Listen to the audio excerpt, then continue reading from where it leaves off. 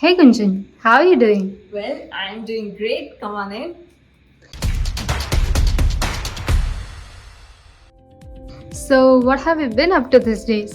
Well, recently all my time and energy goes into making content as I'm doing it full time now.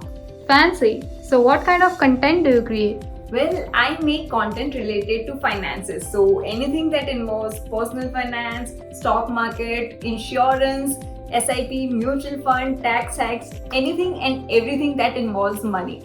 That's nice. Well, like all those cool rich content creators, I'm sure you must also be making lots of money.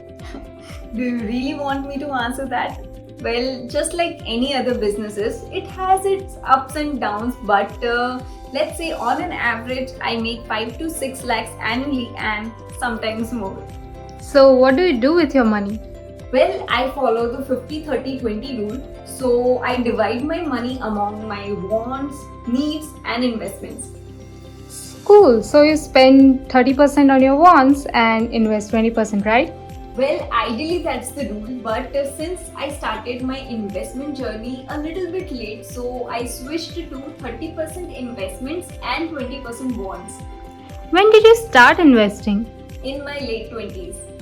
So, ideally, when should one start investing? Well, I should say that as soon as you get your first salary or income, that is when you should start investing to take the advantage of compounding. Sounds logical. So, what is your personal view on investing? Well, I live by two rules. First one is to diversify your portfolio, and second is to stay disciplined. So, what would be your advice for a beginner who wants to start investing? Well, first of all, start with the basics. So, create your emergency fund, get your insurance, and then move towards building your wealth. And what's the best financial advice that you have received?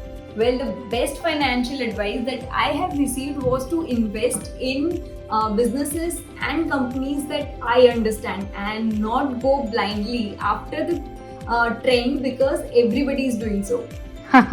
So, have you ever had any FOMO while investing?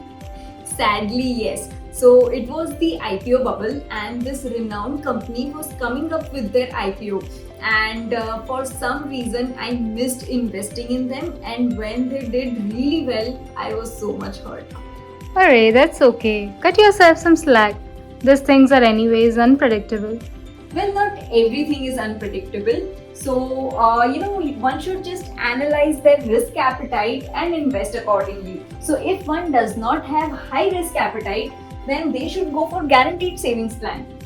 Guaranteed plans. What are those? So, guaranteed savings plans are, as the name suggests, one with which one can plan a guaranteed additional income in the later years of their life along with a life cover. And you can also ask for lump sum amount instead of monthly income under this plan if you want. So, you can live stress free. So, talking about being stress free, how much emergency fund one should have? Emergency funds. So the thumb rule here is that it depends on your expenses, your lifestyle, and your income. So the thumb rule is to have enough money in your emergency fund from which you can manage 6 months of your expenses in case you lose your job or any other emergencies. Also, one should get insurance so that they don't end up spending their emergency fund. Aren't you too young to worry about insurance and all?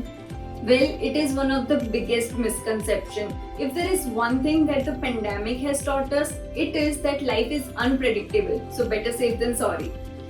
Okay, so what type of insurance one should get for themselves? Term insurance, health insurance. In fact, ULIP is a great option. Fancy. What's a ULIP? ULIP is Unit Linked Insurance Plan, which offers dual benefits of investment to fulfill your long-term goals, along with a life cover to financially protect your family in case of any unfortunate event. What about term insurance? Again, very important to financially protect your family and in case of any unfortunate event. And also, the sum insured should be 10 times of your annual income. Understood. By the way, what are your favorite movies on finance? Personally, I prefer books over movies, but there are some great movies like Wolf of Wall Street.